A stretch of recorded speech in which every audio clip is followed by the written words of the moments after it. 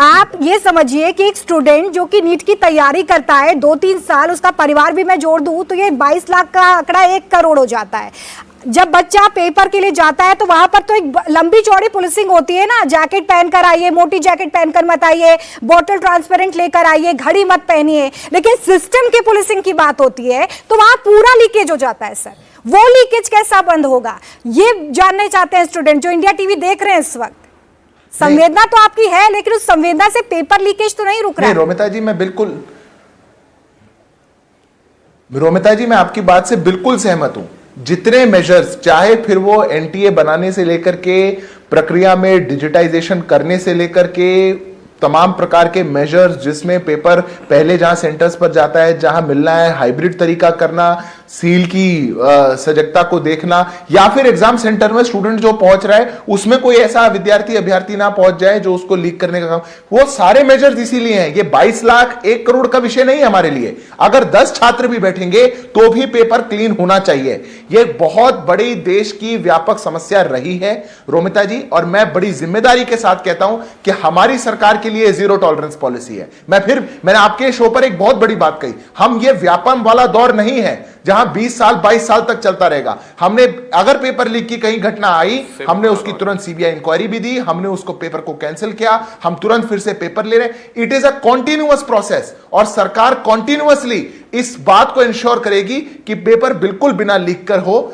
सरकार ने जिम्मेदारी ली है, शिक्षा मंत्री जी ने आकर के बात करी है। मुझे लगता है कि विद्यार्थियों को भी कॉन्फिडेंस के साथ अपनी नई तारीख के लिए अब तैयारी करनी चाहिए। राजनीतिक विश्लेषक के तौर पर अवस्थी जी हमारे साथ हैं। अवस्थी जी, एक नई गारंटी और एक नई तारीख है, इस पे विश्वास हो रहा है? देखिए, एक बात तो बड़ी साफ सी है कि आज देश के शिक्षा मंत्री ने जिस तरीके से जिम्मेदारी लेते हुए और आमूलचूल परिवर्तन की बात की है, उससे विश्वास पैदा होता है। ये जो लोग, तमाम लोग इधर उधर के बैठ करके कि सड़क पर आ जाओ, जन जी कर लो, उन पर विश्वास नहीं है, और देश के नौजवानों का उन पर कतई विश्वास नहीं है। एक बात तो बड़ी साफ सी है। दूसरी बात बड़ी है कि जिस तरीके से अगले साल उन्होंने कहा कंप्यूटर बेस्ड होगा, एक बात, लेकिन अभी भी मैं मानता हूं कि नेशनल टेस्ट एजेंसी जो है उसकी जगह एक ऐसी राष्ट्रीय एजेंसी होनी चाहिए। साल भर एग्जाम होते रहते हैं, डिफरेंट अलग अलग जगहों पर होते हैं। एक ऐसी विश्वसनीय टेस्टिंग एजेंसी बने जिसमें जिसकी जिम्मेदारी हो कि किसी भी हालत में लीक नहीं हो सकता पेपर। और आज टेक्नोलॉजी का दौर है, टेक्नोलॉजी के दौर में बहुत सारी ऐसी सावधानियां बरती जा सकती हैं जिसमें लीक होने की कतई कोई गुंजाइश न रहे। जब इतने बड़े बड़े काम किए, मतलब मैं देख रहा था कि कोई बोल रहा था कि अगर हम चंद्रमा पे जा सकते हैं तो क्या हम एक एग्जाम नहीं करा सकते क्या?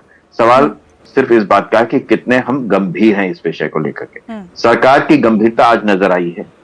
इतने दिनों से जो हम ढुलमुल रवैया देख रहे थे, आज पहली बार मुझे लगा कि देश के शिक्षा मंत्री ने बहुत ही जिम्मेदारी से सारे सवालों का जवाब दिया, और भविष्य में इस तरीके की कोई गड़बड़ी ना हो, और जो हो चुका है उनके खिलाफ जो सख्ती से एक्शन लेने की बात है।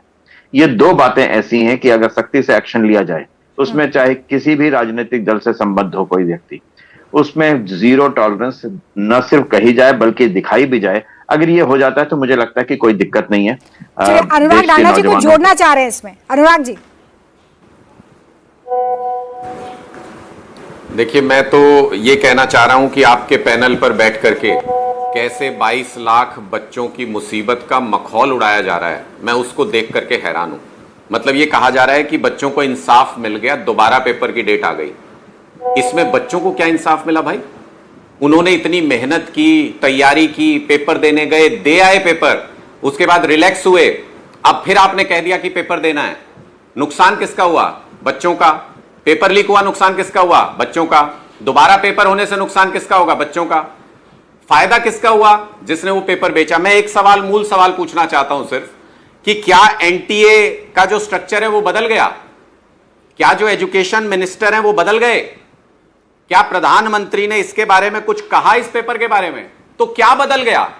जो पहले पेपर हुआ था और जो अब पेपर होगा, उसके बीच में क्या बदल गया? कैसे गारंटी लेते हो कि इस बार पेपर लीक नहीं होगा? क्या वो जो राजस्थान में कुछ प्यादे पकड़े गए या महाराष्ट्र में कुछ नीचे के लेवल के लोग पकड़े गए, क्या उनकी एनटीए में पकड़ थी? क्या उन्होंने एनटीए में जाके पेपर लीक करा दिया? सारा सिस्टम वही है जहां से पेपर लीक हुआ था। सारे लोग टॉप पे वही बैठे हैं जिन्होंने पेपर लीक कराया सुनियोजित तरीके से। लेकिन बच्चों को दोबारा एग्जाम देने के लिए कह दिया गया। क्या गारंटी है कि इस बार पेपर नहीं बिकेगा?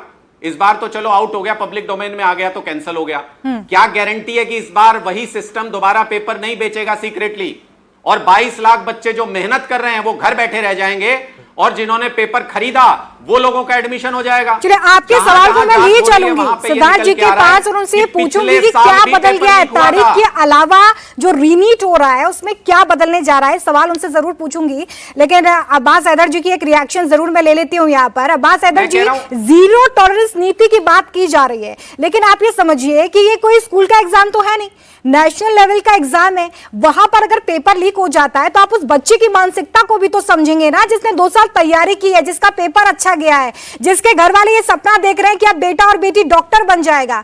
उनके सपनों की यही कीमत है कि आप एग्जामिनेशन की रजिस्ट्रेशन फीस नहीं लेंगे, आप री एग्जाम करा लेंगे और बच्चा एक बार फिर से तैयार होकर पहुंच जाएगा एग्जामिनेशन सेंटर पर, और उस सारी प्रोसेस का जहां पर स्कैनिंग होती है उसे भी फेस करेगा और फिर से अच्छे से एग्जाम देकर आएगा।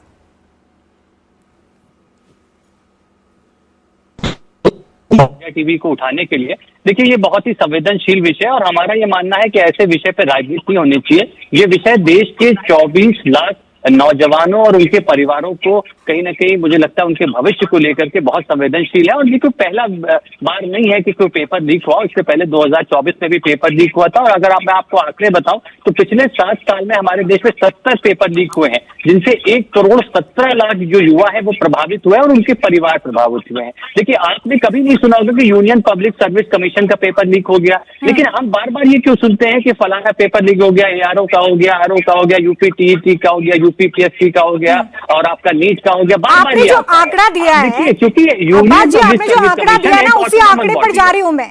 सिद्धार्थ जी, यहाँ पर अब्बास जी बोल रहे हैं कि 7 साल में 70 पेपर लीक हुए हैं। 10 साल से तो आपकी सरकार है। नहीं रोमिता जी, ये आंकड़ों पर राजनीति करके खेलने का विषय नहीं है। मैं बड़ी गंभीरता के साथ माफी मांगते हुए इस बात को कहता हूं। आंकड़े में 2013 से पुराने गिनाने लग जाऊंगा तो ये तो बैठ भी नहीं पाएंगे। व्यापन का दौर कौन सा था, टेट का पेपर लीक होता था वो कौन सा दौर था, 2000 से ऊपर पेपर लीक की घटना, वो ये आंकड़ों का खेल नहीं है। देखिए आप समझिए, मैं बड़ा एक संवेदनशीलता से एक बात कहता हूं। छात्र देख रहे हैं अभी आपका शो, और छात्र आपके शो को देख करके, मैं भी अनुराग ढांडा जी की बात को सुन रहा था, उन्होंने कहा कि अब पेपर फिर से हो रहा है, इसमें छात्रों का क्या लाभ है। आप क्या कहना चाहते हैं? अगर ये पता चल गया कि पेपर लीक हुआ है तो पेपर फिर से ना करवाया जाए?